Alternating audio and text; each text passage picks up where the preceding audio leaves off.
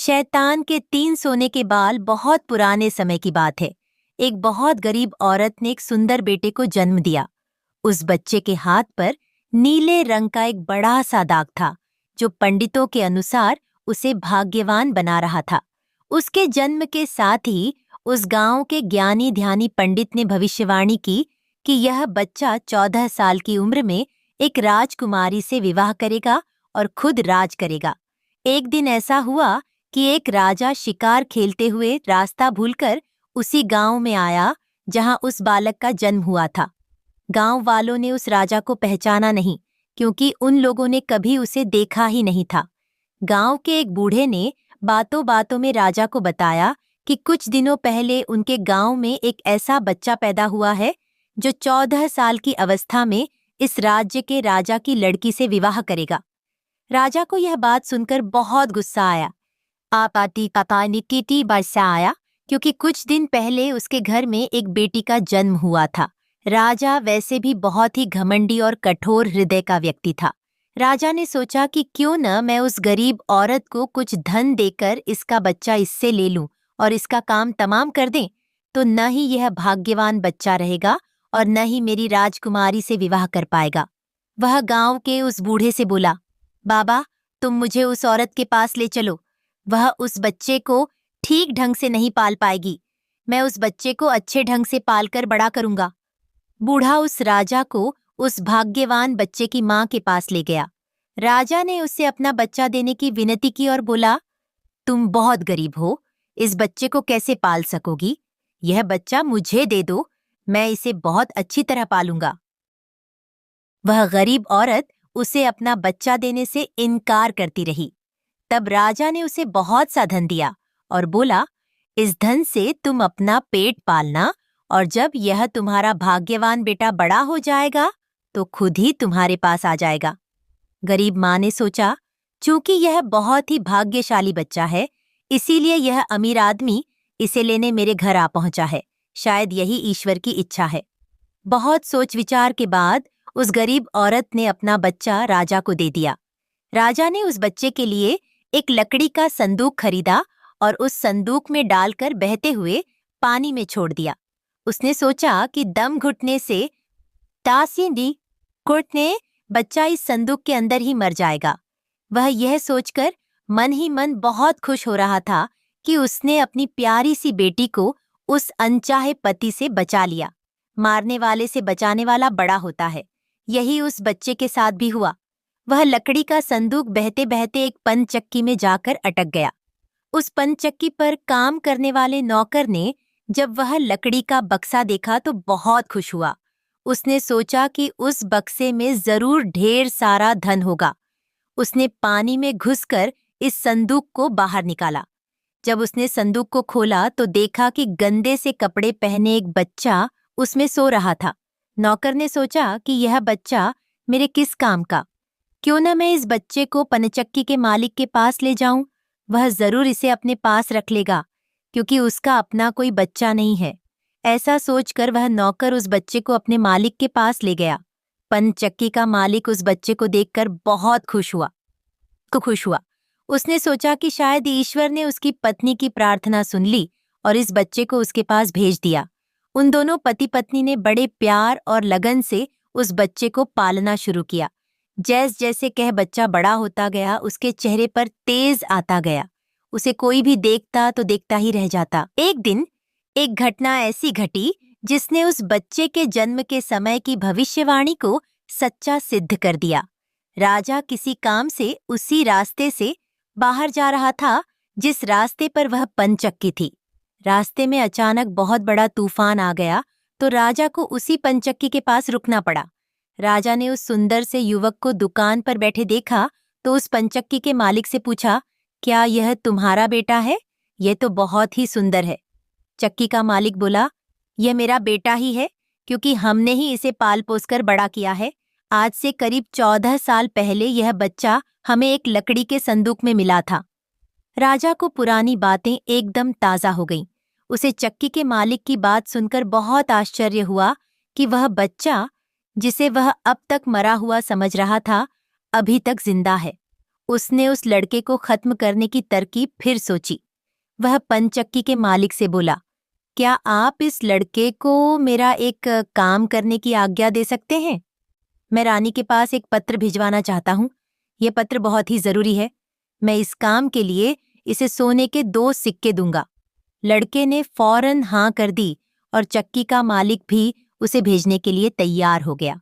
राजा ने झट से अपनी रानी को एक पत्र लिखा। उसने लिखा, जैसे ही यह लड़का तुम्हारे पास मेरा यह पत्र लेकर पहुंचे, तुम इसे मरवा देना और महल से दूर दफना भी देना। यह सब कुछ मेरे वापस आने से पहले हो जाना चाहिए। इतना लिखने के बाद उसने मुहरबंद वह पत्र उस लड़के को दे दिया। लड़का उस पत्र को लेकर राजमहल की ओर चल दिया। वह आज तक अपने घर से कहीं बहुत दूर नहीं गया था, अतः राजमहल का रास्ता नहीं ढूंढ सका और जंगल में ही भटकने लगा। शाम ढल चुकी थी, तभी अंधेरे में उसे दूर से रोशनी आती दिखाई दी। वह दौड़कर उस रोशनी की तरफ गया तो देखा कि वहां पर एक छोटा सा कच्चा घर था। उस घर में कोई दरवाजा नहीं था। जब वह उस घर में घुसा तो उसने देखा कि एक बूढ़ी औरत कैसे किसी के पौड़ी सौटी आग जलाए बिल्कुल अकेली बैठी है। वह औरत उस लड़के को अपने सामने देखकर डर गई। उसने लड़के से पूछा, बेटा तू कहाँ से आ रहा है और तुझे कहाँ जाना है?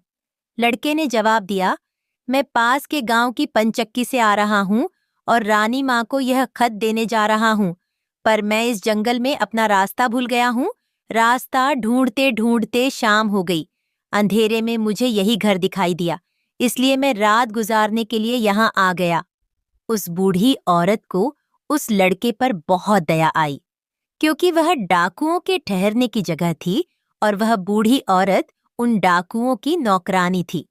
उसे डर था कि अगर डाकुओं ने उसे देख लिया तो उसे मार डालेंगे। लड़के को यह जानकर पहले तो कुछ डर लगा कि वह डाकुओं के घर में घुस गया है, पर अंधेरे में कहीं और जाना भी आसान काम नहीं था और दिन भर चलते रहने के कारण वह बहुत थक चुका था, सो उसे बहुत जोरों की नींद आ रही थी। वह उस बुढ़िया के कहने पर घर के एक कोने में चुपचाप जमीन पर सो गया। आधी रात के बाद जब डाकू उस घर में आए तो किसी और को अपने घर में सोता देखकर अपनी नौकरानी पर बहुत गुस्सा करने लगे। बूढ़ी नौकरानी ने उन्हें सारी बात बता दी और वह चिट्ठी भी डाकुओं के सरदार के हाथ पर रख दी जो उस लड़के ने उसे दिखाई थी। राजा की मुहर देखकर उन डाकुओं को उस चिट्ठी पर कुछ शक हुआ। सरदार ने बड़ी सावधानी से उस चिट्ठी को खोलकर पढ़ा तो सोते हुए उस लड़के पर उसे बहुत तरस आया। उसने उस चिट्ठी को फाड़ दिया और एक दूसरी चिट्ठी उसमें रख दी। उस चिट्ठी में लिखा था, जैसे ही यह लड़का राजमहल में पहुंचे, तुम इस लड़के से अपनी राजकुमारी का विवाह कर देना। यह काम मेरे वापस आने से पहले ही पूरा हो जाना चाहिए। यह खत उन्होंने उस लड़के के सामने रख दिया और सुबह होने से पहले ही डाकू वहां से चले गए। सुबह जब वह लड़का सोकर उठा तो उस बूढ़ी ने उसे कुछ जलपान कराया। फिर वह लड़का राजमहल की ओर चल पड़ा। राजमहल पहुंचकर उसने वह खत रानी मान तक पहुंचा दिया। रानी ने जब खत पढ़ा तो उसे बड़ा आश्चर्य हुआ कि राजा ने यह कैसी आज्ञा दी है, एक अनजान लड़के से वह अपनी राजकुमारी का विवाह कर दे। खत पर राजा की मोहर लगी हुई थी, अतः यह कोई धोखा भी नहीं हो सकता। राजा के वापस आने से पहले ही उसे अपनी बेटी का विवाह इस लड़के से करना था। रानी ने लड़के को अपने पास बुलवाया। उसका भोला भाला और सुंदर चेहरा उसे बहुत पसंद आया और उसने अगले ही दिन उससे अपनी बेटी का विवाह कर दिया। लड़का राजकुमारी के साथ सुख से उस महल में ही रहने लगा। कुछ महीनों बाद राजा वापस अपने राजमहल में आया तो उस लड़के के बारे में जानने के लिए बहुत उत्सुक था, पर उसे जब यह पता लगा कि रानी ने राजकुमारी का विवाह उसी लड़के से करवा दिया है तो उसे बहुत गुस्सा आया। जिस बात को वह नहीं होने देना चाहता था, उसकी पत्नी ने वैसा ही कर दिया। उसने अपनी पत्नी से वह खत मांगा। राजा ने उसमें उस लड़के से राजकुमारी के विवाह की बात लिखी देखकर हतप्रभ रह गया। उसे लड़के पर शक हुआ कि वह पढ़ा लिखा है, जरूर रास्ते में खत बदल दिया होगा। उसने लड़के को अपने पास बुलवाया और उसे सच्चाई बताने की आज्ञा दी। लड़का बोला, हे राजन, मुझे कुछ नहीं पता कि इस खत में आपने क्या लिखा था। क्योंकि मैं तो इसे ऐसा ही लेकर आ गया। हाँ, जंगल में मैंने एक पुराने घर में रात जरूर गुजारी थी, क्योंकि मैं राजमहल का रास्ता नहीं ढूंढ पाया था और जंगल में भटक गया था। राजा को उस लड़के की बात पर विश्वास नहीं हुआ। वैसे भी राजा को उस लड़के से बहुत नफरत थी।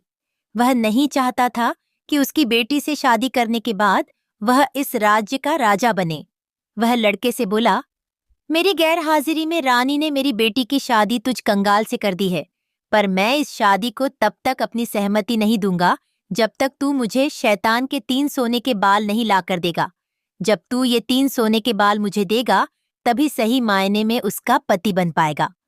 राजा ने ऐसी असंभव शर्त इसलिए रखी थी कि 3 सोने के बाल ढूंढते ढूंढते ही यह लड़का कहीं मर खप जाएगा। इस प्रकार उसे इस लड़के से अपने आप छुटकारा मिल जाएगा। अब लड़के के आगे राजा की आज्ञा का पालन करने के अलावा कोई और रास्ता नहीं था, क्योंकि अगर वह राजा की आज्ञा का उल्लंघन करेगा तो भी राजा उसे मरवा देगा। इससे अच्छा है कि बाहर जाकर ढूंढने पर शायद वह 3 सोने के बाल लाने में सफल हो जाए। वह अगले दिन मुंह अंधेरे ही शैतान के सोने के बाल ढूंढने निकल पड़ा। चलते चलते वह एक बड़े शहर में पहुंचा। शहर की सीमा पर एक बड़ा सा गेट था, जिस पर हथियारबंद सिपाही पहरा दे रहा था। सिपाही ने उस लड़के से पूछा, यहाँ तुम्हारा क्या काम है? क्या तुम कुछ समझते और जानते हो? लड़का बोला, मैं सब कुछ समझता और जानता हूँ। सिपाही बोला, अगर तुम सब कुछ जानते हो तो हम पर भी एक मेहरबानी करो। हमें भी बताओ कि शहर की सीमा पर यह जो कुआं है, पहले इससे मीठा पानी निकलता था, पर अब इसमें पानी ही नहीं है। यह सूख गया है, क्यों? लड़का बोला, अभी तुम थोड़ा सब्र करो। जब मैं अपना काम खत्म करके वापस आऊंगा तो तुम्हें बताऊंगा। इतना कहकर वह गेट से निकलकर आगे गया। उसके बाद वह दूसरे शहर के बड़े से गेट के पास पहुंचा तो वहां पर भी एक हथियारबंद सिपाही पहरा दे रहा था। उस सिपाही ने भी उस लड़के से पहले वाले सिपाही जैसा सवाल पूछा तो लड़के ने उसे भी वही जवाब दिया। सिपाही बोला, अगर तुम सब कुछ समझते और जानते हो तो कृपा करके मुझे इतना बताओ कि इस शहर की सीमा पर जो सेब का पेड़ लगा है, उसमें पहले सोने के सेब लगते थे, पर अब यह पूरी तरह सूख गया है। अब इसमें पत्तियां भी नहीं लगती। ऐसा क्यों? लड़का बोला, थोड़ा इंतजार करो, अपना काम पूरा करके आने पर मैं इसका जवाब तुम्हें बताऊंगा। इतना कहकर वह आगे चल दिया और चलते चलते तीसरे शहर की सीमा पर पहुंचा तो वहां पर एक बड़ी सी नदी थी, जिसमें एक छोटी सी नाव थी और एक नाविक उस पर बैठा था। नाविक ने उससे पूछा, तुम यहाँ क्यों आए हो और यहाँ के बारे में क्या समझते जानते हो? लड़का बोला, मैं सब कुछ जानता हूँ। नाविक बोला, अगर तुम सब कुछ समझते और जानते हो तो कृपा करके मुझे बताओ कि आने जाने के इस काम से मुझे छुटकारा कैसे मिलेगा? लड़का बोला, इस सवाल का जवाब मेरे वापस आने पर तुम्हें जरूर मिलेगा, पर पहले तुम मुझे नदी पार करवाओ। नाविक ने उसे अपनी नाव पर बैठाकर दूसरे किनारे पर छोड़ दिया। जैसे ही वह नदी के दूसरे किनारे पर गया, उसे वहां नीचे की ओर जाने वाला कच्चा और अंधेरा सा रास्ता दिखाई दिया। वह उसी रास्ते पर चल पड़ा। काफी नीचे पहुंचने पर उसे एक बूढ़ी औरत आंगन में बैठी हुई दिखाई पड़ी। जैसे ही उसने उस घर में प्रवेश किया तो उस बूढ़ी औरत ने उससे पूछा, अरे बच्चे, तू कौन है और यहाँ पर क्यों आया है? तुझे पता नहीं कि यहाँ पर शैतान रहता है? लड़का बोला, मैं ठीक जगह पर आ गया हूँ, अब तुम मेरी सहायता करो। मुझे शैतान के सिर के 3 सोने के बाल चाहिए, नहीं तो मुझे मेरी पत्नी वापस नहीं मिलेगी। बूढ़ी औरत बोली, बेटा, यह तो तेरी बहुत बड़ी मांग है, इसे पूरा करना इतना आसान नहीं है। जब राक्षस घर वापस आकर तुझे यहाँ देखेगा तो कच्चा ही चबा जाएगा, इसीलिए मुझे ही तेरी रक्षा करनी पड़ेगी। उस बूढ़ी औरत को लड़के पर तरस आ गया। उसने चींटा बनाकर उसे अपनी स्कर्ट की चुन्नटों में छुपा लिया। लड़का बोला, बूढ़ी माँ, मुझे आपसे 3 सवालों के जवाब भी पूछने हैं। पहला सवाल है, एक कुआं जिसमें से पहले शरबत की तरह मीठा पानी निकलता था, आजकल क्यों सूख गया है? दूसरा सवाल है कि एक सेब का पेड़ जिस पर पहले सोने के सेब लगते थे, अब उस पर पत्ते भी नहीं लगते, वह पेड़ क्यों सूख गया है? तीसरा सवाल है कि एक नाविक को क्यों हमेशा इधर से उधर जाना पड़ता है? उसे इससे छुटकारा क्यों नहीं मिलता? बूढ़ी धाय माँ बोली, ये तीनों बड़े कठिन सवाल हैं।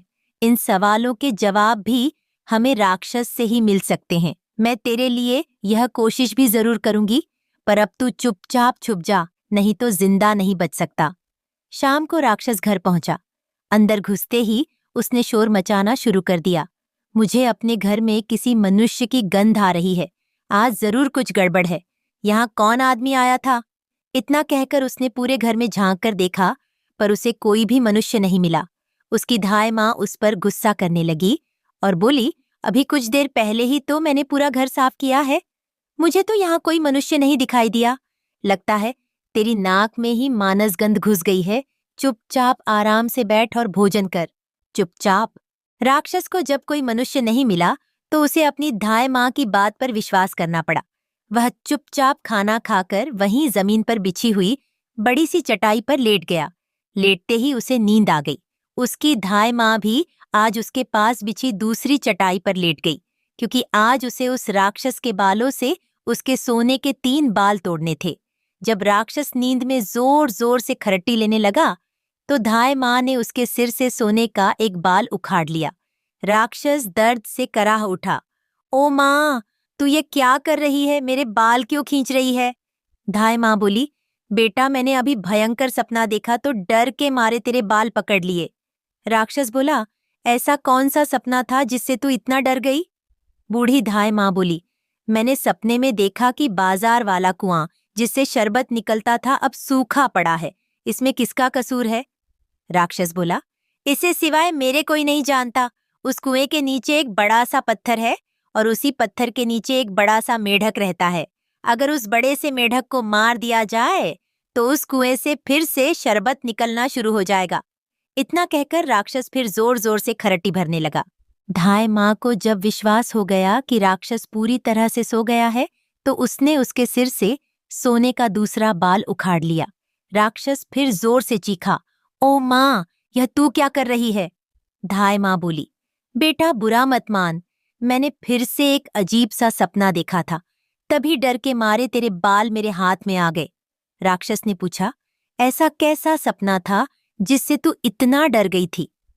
बूढ़ी माँ बोली, मैंने सपने में देखा कि उस राज की सीमा पर जो सेब का एक पेड़ है, जिस पर पहले सोने के सेब लगते थे, अब सूख गया है। इसके सूखने का क्या कारण है? राक्षस बोला, इस पेड़ की जड़ में एक चूहा रहता है जो इसकी जड़ों को काटता रहता है। अगर उस चूहे को मार दिया जाए तो वह पेड़ फिर से सोने के सेब देने लगेगा। पर अब तू मुझे अपने सपनों से परेशान मत कर, मुझे चैन से सोने दे। इतना कहकर थोड़ी देर बाद वह राक्षस फिर जोर जोर से खर्राटे लेने लगा। जैसे ही बूढ़ी माँ को लगा कि राक्षस सचमुच सो गया है तो उसने तीसरी बार सोने का बाल उखाड़ लिया। अब तो राक्षस गुस्से से आग बबूला हो गया और धाय माँ को खरी खोटी सुनाने लगा। धाय माँ उसे शांत करने की कोशिश करने लगी। फिर बड़े प्यार से बोली, बेटा मैं इन अजीब अजीब सपनों का क्या करूं? अभी अभी मैंने फिर से एक अजीब सपना देखा। राक्षस बोला, ऐसा कौन सा सपना देखा? जल्दी कह, मुझे जोर से नींद आ रही है। बूढ़ी माँ बोली, मैंने सपने में देखा कि मुझसे एक नाविक शिकायत कर रहा था कि उसे हर समय इधर से उधर जाना पड़ता है। उसे इससे छुटकारा क्यों नहीं मिलता? इसमें उसका क्या कसूर है? राक्षस बोला, वह नाविक मूर्ख है। जिस दिन वह किसी और आदमी के हाथ में अपना चप्पू दे देगा, उसे हर रोज के आने जाने से छुटकारा मिल जाएगा। इतना कहकर राक्षस फिर से अपनी चटाई पर लेट गया और खर्राटे लेने लगा। अब धाय माँ ने उस लड़के को अपनी स्कर्ट से निकाला और उसे 3 सोने के बाल देकर बोली, अपने तीनों सवालों के जवाब तो तू सुन ही चुका है। अब ये ले 3 बाल और तुरंत यहाँ से भाग जा। लड़के को असली रूप में करने के बाद धाय माँ ने झटपट उसे घर से बाहर निकाल दिया।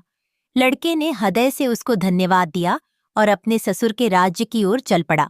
रास्ते में उसे फिर वही नाविक और पहरा देते हुए दोनों सिपाही मिले। नाविक ने जब उसे दूसरी ओर उतारा तो वह लड़का बोला, तुम अपना यह चप्पू किसी और के हाथ में दे देना। तभी तुम्हें इस रोज रोज के आने जाने से छुटकारा मिल जाएगा। जब सिपाही को उसने उसके प्रश्न का उत्तर बताया तो उसने बहुत सा धन एक गधे पर लाद कर उस लड़के को इनाम के रूप में दिया। वह उस धन से लदे हुए गधे को लेकर जब पहले सिपाही के पास पहुंचा तो उसे भी उसके प्रश्न का उत्तर बताया। उस सिपाही ने भी बहुत सा धन एक गधे पर लादकर उसको इनाम दिया। अब वह सोने के 3 बाल और 2 गधों पर ढेर सारा धन लेकर अपने ससुर के पास पहुंचा तो उसे देखकर राजा हैरान रह गया। तीनों बाल और धन से भरे हुए 2 गधों को देखकर राजा ने उससे पूछा, तुम्हें यह इतना ढेर सारा धन कहाँ से मिला? लड़का बोला, मैं नदी के उस पार गया था, वहां मुझे बहुत सारा धन मिला, उसमें से कुछ धन मैं अपने साथ ले आया। राजा को लालच आ गया। वह लड़के से बोला, क्या मैं भी नदी के उस पार से तुम्हारी तरह कुछ धन ला सकता हूँ? लड़का बोला, क्यों नहीं, उस नदी में नाव पर एक नाविक बैठा है जो अपनी नाव से आपको उस पार ले जाएगा, पर आप उसका चप्पू उससे लेकर नाव को खुद चलाएंगे तो नदी की दूसरी ओर पहुंचकर ढेर सारा धन ले आएंगे। लालची राजा इतना सुनकर नदी की ओर चल पड़ा। वहां सचमुच ही एक छोटी सी नाव पर एक नाविक बैठा था। राजा उस नाविक के पास गया और उसके हाथ से उसका चप्पू लेकर खुद नाव चलाने लगा। अब उस नाविक को रोज के आने जाने से छुटकारा मिल गया और राजा को उस नाविक की जगह हर समय नाव पर इधर से उधर जाने की सजा मिली।